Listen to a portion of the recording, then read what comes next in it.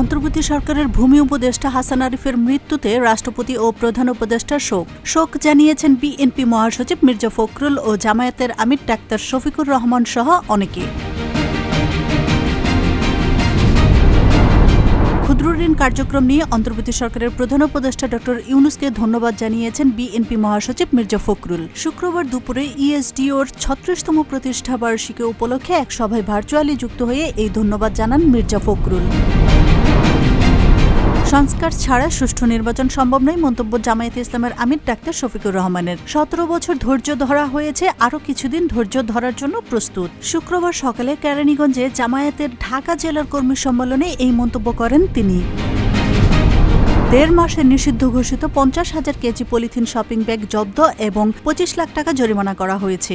শুক্রবার কারওয়ান বাজারে পরিবেশ মন্ত্রণালয় কর্তৃক গঠিত মনিটরিং কমিটির সভাপতি ও অতিরিক্ত সচিব তপন কুমার বিশ্বাস এই তথ্য জানান।